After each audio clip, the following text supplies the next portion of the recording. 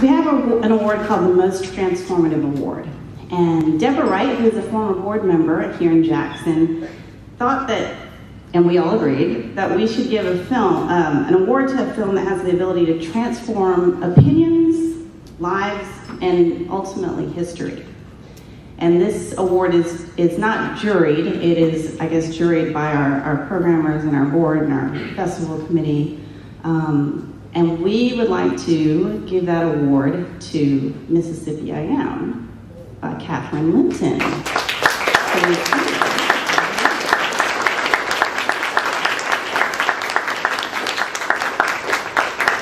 Mississippi I Am will be screening today, and she just flew in. Would you like this? Sure. I have tissues if you're ready. Thank you. No, I haven't even taken a shower. I just came from New York. Seriously. And my company does all the videos for the James Beard Foundation, and I just came from Charleston talking about the politics of food and the food revolution and local food. So I don't even know where I am. But this is really, really an honor, and I want to thank the Crossroads Film Festival and Nina and everybody who worked, and the poor driver who was at the airport and I didn't see him. And for everybody who worked on this film, especially for all the people in the film. It was incredibly brave for people here to let us follow them with our cameras and be as out LGBT as they are in places that are not so safe. You know, I've done this work for 20 years, and it was a unique experience spending, you know, on and off for the last 2 years in Mississippi with these kids, with the Safe Harbor Church, which was an underground gay and lesbian church for 15 years, and we were the first cameras allowed in. Wow. So it was incredibly brave of that pastor, Pam Walsh, and really the Mississippi Safe Schools Coalition for the work that they're doing. They really are transforming how people think and see and change, and by virtue of being who they are as well. So I applaud their bravery, and I hope that they do change opinions. I'm honored to know them, so thank you.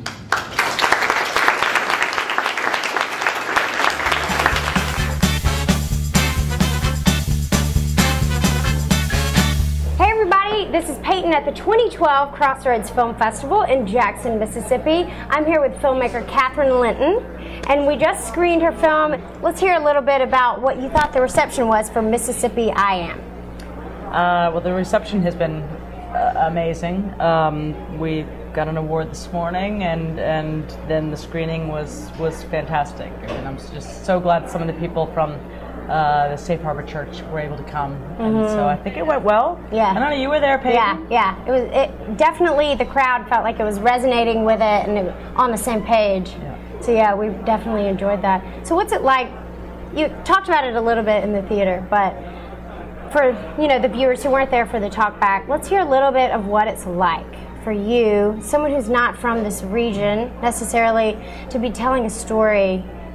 Something that is very passionate to you, I mean, for me, it's complicated. I mean, part of the film says, Izzy in the film says that gay issues seem, people say they come from the outside, and I'm very much an outsider in Mississippi. I'm from New York, and I've done gay media for so long, and been accused of being, somehow by reporting on something locally, an outsider bringing this in.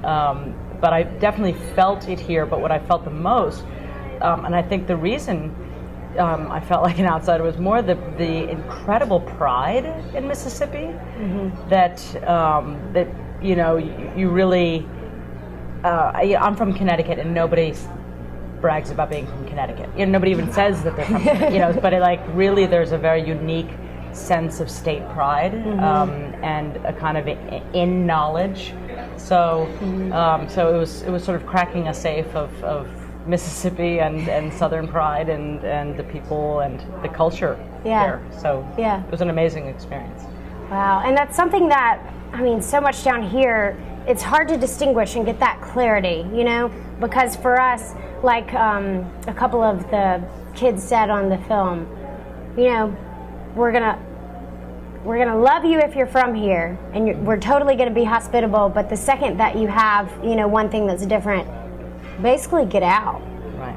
And that really, really resonated with me, and it occurred to me, wow, I just haven't been hearing these kind of voices, you know, I mean, anywhere in Mississippi, it seems like, you know, and so I thought that was, like you were saying, really brave of them. Very, very brave. But, you know, I mean, I think there's as you said, there's the pride, and the flip side is that if you challenge norms or traditions, then you're going against the grain. Yeah. You know, and that's not welcome. You know, so whether it's sexuality or questioning class issues, or you know, questioning authority in general, or what's been taught to you for generations or taught to them.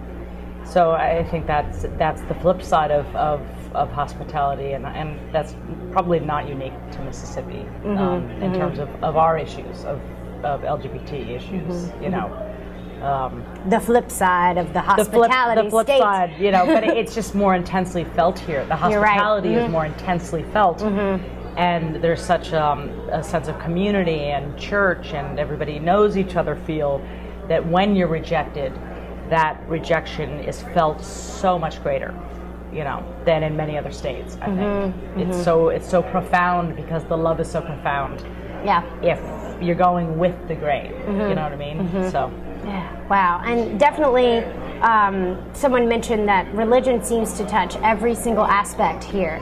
And that definitely feels like it is the case. You know, even if you reject it or not, it's like most people have had at least some type of experience, you know, growing up in the state, in the Bible Belt. So, yeah, definitely some brave kids. Yeah, very brave. Yeah. Very brave. And something I mentioned before is that what blew me away is that, okay, I'm living in this state, I have lots of friends in the LGBT community, you know, lots of diversity, and yet a lot of this stuff, and it might just be because I don't watch the news much. I kind of stay away from mainstream media often, but you know, a lot of these type of issues and stuff about the McMillan case, and you know, I heard about that. Right. But just like they were saying, like you'll hear about it, and then like Lance Bass was saying, like you would hear about me, and then just. And it was gone. Nothing. And then, like, did that even happen? Right. And yes. Whereas outside Mississippi, the Constance McMillan's case went international. I mean, that just like, that just blows me away, because really, it was like, okay, we're going to hear about it a little bit, and okay, let's stop reporting on this gay prom thing, because this is not what Mississippi is. Well, that's what it felt like. The Second Chance prom that we filmed, I mean, clearly that had to have been one of the biggest events that hit Tupelo for a long time. You had Lance Bass there, you had Questlove, one of the most famous DJs, you had 300 you know, LGBT kids and allies and volunteers. I mean, it was an enormous event, and there wasn't one press person, not one press person. That was, to me, that was shocking. Wow. It was almost and no protesters either. And they had scheduled a Christian revival thing actually across town, you know, on the same day, last minute. So, but I don't know. So if that it was there would the just American be Family Association. I don't know if someone basically said just ignore it, because it was impossible to me that not one local news person was even interested that Lance Bass was there, you know, with, frankly, his boyfriend, who was part of Queer Eye for the Straight Guy, which was one of the most popular TV shows on. Yeah, I mean, there was actually famous. Yeah. Questlove is very famous. Yeah. And so it was shocking to me. There literally was not one. There was one woman with a camera for a little bit, and that was it. And then CNN. I think CNN came for a quick bit, but nothing local. Wow, that's amazing. So that says volumes to me. Yeah, that definitely does. I mean, just crickets. Don't talk about it. If you don't talk about it, you know, everybody's okay if you don't make yourself visible. Yeah, and then here come along, you know, people who are, I'm 24, so my age, around that, and then younger, people who are just, you know, I'm tired of not being authentic. Right. I'm so tired of living. It takes effort to lie. You know, and I felt compassion for a lot of the kids when they would talk about, you know, how hard it must be on their families, because I just, you know, I haven't gone through that exact situation, But man, it's about time to bring out that authentic self, 100%. Right, and I think the younger generation, your generation, is going to change things. I mean, I think people don't, too bad people can't hear the song at the end. It's like, if you keep fighting over marriage and God, we're not keeping leaders accountable to do their jobs. It's like, I think your generation doesn't care necessarily as much, statistically, about gay marriage. It's just like, okay. Yeah. And it's changing, I think, vis-a-vis visibility, because, that's why we have somebody like Bobby in the film, who you see, there's a fishing scene where he and his buddy, they couldn't be sort of more macho boys fishing. One's talking about his boyfriend, the other one's talking about his girlfriend, and it's just not even, a question. Yeah. So that's what changes. Not everybody's minds, but some people's minds. It's just by virtue of being there. But it also takes activists. It also takes people who put themselves out in the limelight. So it doesn't just come from, subtlety always. Change isn't always subtle. But I do think your generation is going to be changing things. Just by saying, I don't get it. Why can't somebody just be who they are? Yeah, and especially the short film that we saw right before. What was the name of that? What do you know? Yeah, that was great. So that was about a bunch of kids from Birmingham and an area of Connecticut. Massachusetts. Oh, Massachusetts. Yeah. Okay. Which has a tremendous history of inclusion for LGBT issues. Gotcha. For many, many, many years. So actually, it was interesting, because you hear the difference with some of the kids from Alabama and the kids from Massachusetts. Yeah, there was a really big difference. The amount of awareness that a lot of those younger kids had was pretty. Well, most of them are just like, it's duh. And kids are like, it's duh. It's love. Why are you trying to turn love into hate? I loved that. It might have been one of the last things that someone said. Don't try to turn love into hate. Right. I thought that was great. But that's very subversive, and a lot of people are really against that. You're so right. It really is. It's really about challenging. It's pushing the needle forward. On everything, whether it's homophobia or racism or sexism. We have so much work to do that it takes kind of all fronts, but it's a very scary thing for people to let go of. It means them letting go of this power or what they have been taught or know, and that fear is very dangerous, and so it requires a lot of work and a lot of education. And people as smart as the people and brave as the people in my film, and everywhere. Anyone who does something, I applaud. Just something. Just do something. It's pervasive, and that's what makes it so hard. It's a very hard ceiling to bust through, and in some areas it is a whole lot easier. But it, like as you said, there's a flip side.